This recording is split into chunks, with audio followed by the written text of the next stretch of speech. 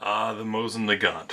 Once a dirt cheap, easy to find, everywhere surplus gun, they've kind of gained some collector value, especially stuff like this 1932 Tula marked hex receiver.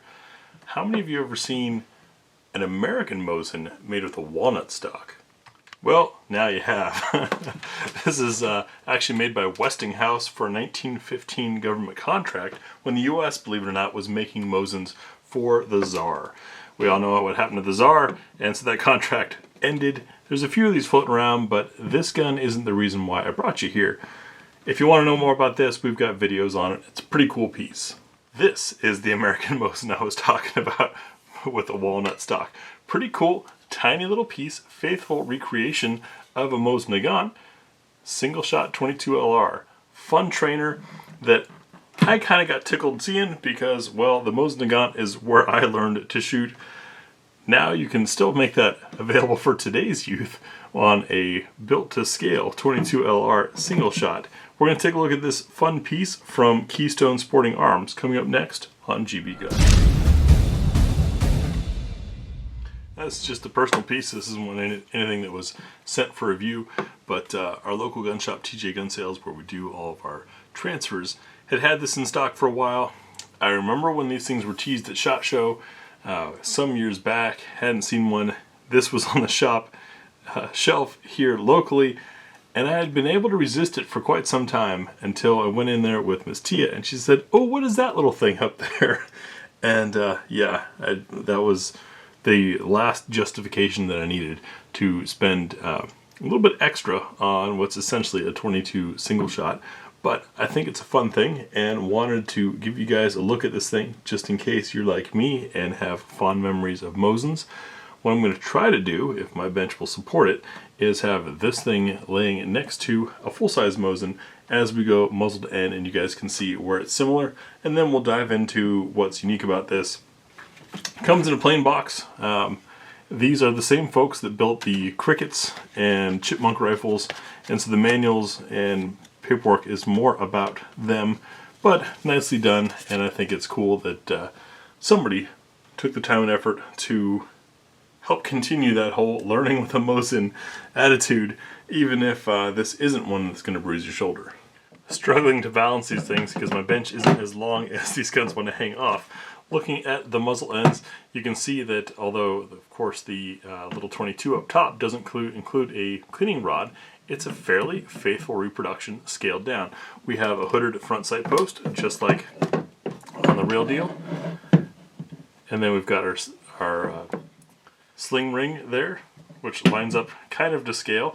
It's cute that even the barrel bands are held on with the same flat spring type setup. As we move to our sights and where the main receiver is, looks like a fairly faithful reproduction. Magazine well shaped, although as I said a couple times before, this is only a single shot 22, and if I stand them up top as far as the markings, here's where the real fun part comes in. Everything looks pretty damn similar, and if I can bring this in, hopefully the camera can pick it. We've got a star on there and 2019 stamped as a year, and this is marked as the serial number starts with MOS for Mosin, and inside 9130 KSA LLC USA in Milton, Pennsylvania. Moving the thing further down, you can see that we've got what on the Mosin itself is for safety and cocking, and then even the contour of the stock at the back end is very similar with that signature flat spot and a steel butt plate, just like the real deal. Zooming you in to take a look at the action. Unlike Mosins, you can throw this bolt with your thumb, and you can see we have a little spring-loaded thing to assist with feeding there, but it is not a magazine, it's just a single shot itself. One thing that I thought was a little bit different about this and fits with the Chipmunk and Cricket rifles is it's not cocked on closing. That's where what is the safety on a regular Mosin serves as your cocking lever on this guy. And the trigger itself is pretty nice. Let me get a 22 LR dummy round and we'll take a look at that. I'm using this aluminum snap cap because it's not great for rimfire guns to be fired dry without something in there, because the firing pin hits at the edge of the chamber. So I'm using this aluminum piece, put it in there and close, cock it, and I'll turn it over to this side so you can see the actual trigger travel. It's pretty darn good. So a little bit of pressure there. A very crisp break. It actually feels pretty darn good. Then open, and we do not have an ejector, it appears. So we'll have to manually flick out the round. Either that, or it could be that this 22 aluminum snap cap is a little chewed up. When we do get it to range, we'll find out if there's an actual functioning ejector in there or not. Doesn't seem like it so far. Getting the bolt out of this thing, by the way, is also just like on a Mosin, in that you, with the bolt open, depress the trigger and the bolt comes out the back side. So you can see the setup and how it's all constructed. Pretty cool way to replicate a Mosin, then have it be in 22. I do find it curious how much the chamber protrudes. See if I can flip it around and maybe get some light in there for you guys to see it. There you go. Just need the camera to focus. So that part's a little odd.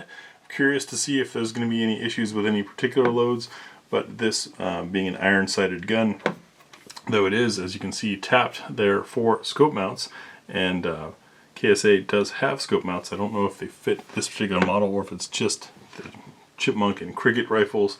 I'm not super familiar with these. If you guys have had one, let me know in the comment section.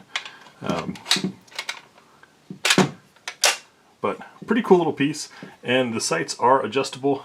The rear sight there is not on a spring like it would be on a Russian gun, but you've got screws there to be able to adjust your windage and elevation, and the front sight post is in its hooded and vented little spot, just like a real Mosin. Fun little piece. Just picked it up because, as I said, I learned on Mosins, collected Mosins for a while they were affordable enough to collect, and the ammunition was cheap and available. So now that that era is kind of over, it's neat to see something continuing that, even if it'll be shot by folks who don't know Mosins or care about that history. If this is something that you think you'd put in your own collection, let me know. Please help me justify the expense, and let me know that I wasn't silly for buying this. Or if you think it's silly, let me know. Of all the things that we have, looking at non-NFA firearms chambered in 12 gauge and all that kind of wild stuff, it's kind of fun every once in a while to take a look at something like a single shot 22 as just a plinker or training tool.